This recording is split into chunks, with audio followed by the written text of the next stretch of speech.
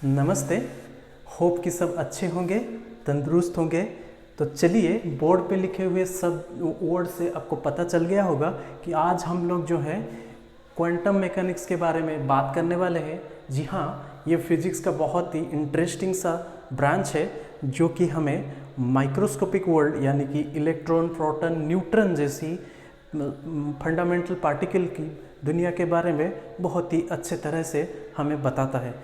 जी हाँ, क्योंकि हमारी जो आँखें हैं वो उन सब चीज़ों को अच्छे से देख नहीं पाता, क्योंकि हमारी आंखें जो है माइक्रोस्कोपिक वर्ल्ड यानी कि माइक्रोस्कोपिक वर्ल्ड को अच्छे से देखने में सक्षम है। जी हाँ, जो कि न्यूटन बाबा की वही एप्पल थ्योरी या तो फर्स्ट लॉ, सेकंड लॉ और थर्ड लॉ से बनी दुनिया को देखने में अच्छे से सक्षम है। लेकिन जब बात माइक्रोस्कोपिक वर्ल्ड यानी कि इलेक्ट्रॉन, प्रोटॉन, न्यूट्रॉन, एटम और मॉलिक्यूल की बात आती है तो वहाँ पे हमें अच्छे से देखने के लिए, उनकी प्रॉपर्टी को अच्छे से ऑब्जर्व करने के लिए जो टूल हमें बहुत ही अच्छी तरह से हेल्प करता है, यानी कि जो फिजिक्स जो ब्रांच हमें बहुत ही अच्छी तरह से हेल्प करता है, वो है क्वांटम मैकेनिक्स।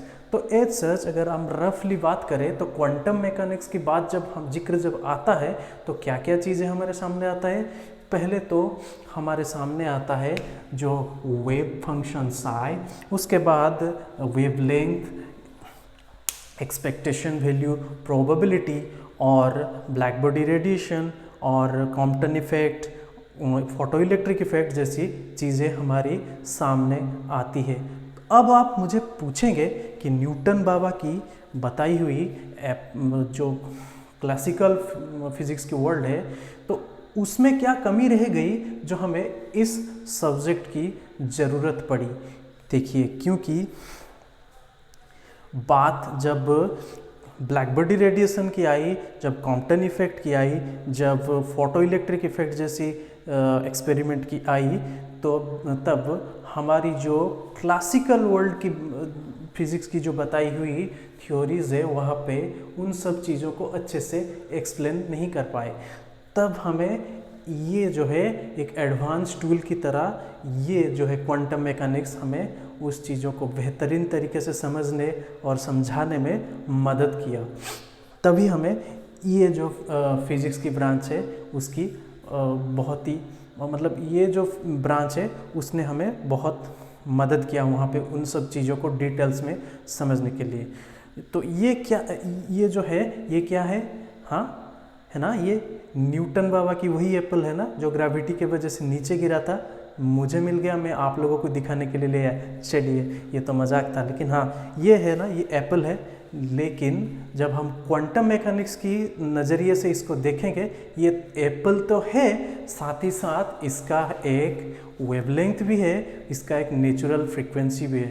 कहीं से भी दिखता है क्या? नहीं ना, ये तो एप्पल ही है।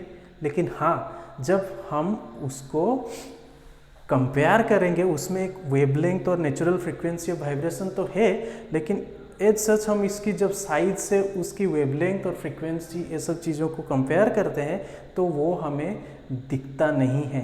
तो ये जो प्रॉपर्टी है इस ऑब्जेक्ट की, इसको बेहतरीन तरीके से बताने के लिए जो है क्वांटम मैकेनिक्स का हम मदद लिया करते हैं, है ना। तो मेन बात यही है कि क्वांटम मैकेनिक्स जो है बहुत ही इंटरेस्टिंग सा सब्जेक्ट है। ये हमें माइक्रोस्कोपिक वर्ल्ड के बारे में बहुत ही बढ़िया तरीके से बताता है।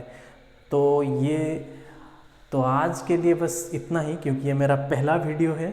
आपको अगर इन्फॉर्मेटिव लगा हो, आपको अगर कुछ नया जानकारी इससे मिला हो तो लाइक कर दीजिएगा या शेयर कर दीजिएगा। और आपके पास अगर ऐसी कोई इंटरेस्टिंग सा फैक्ट है इस क्वांटम मैकेनिक्स को लेके, या फिर आपको कुछ और ज़्यादा पता है तो हमें भी मुझे बताइएगा। तो आज के लिए बस इतना ही। Thank you. आज के लिए बाय बाय। नेक्स्ट वीडियो में फिर से मिलेंगे और डिटेल्स में पढ़ेंगे कि क्वांटम मैकेनिक्स की जो जो चीज़ें हैं, ब्लैक बॉडी रेडिएशन यानी और Compton effect, photo electric effect, ये सब क्या है। नमस्ते, बाय बाय।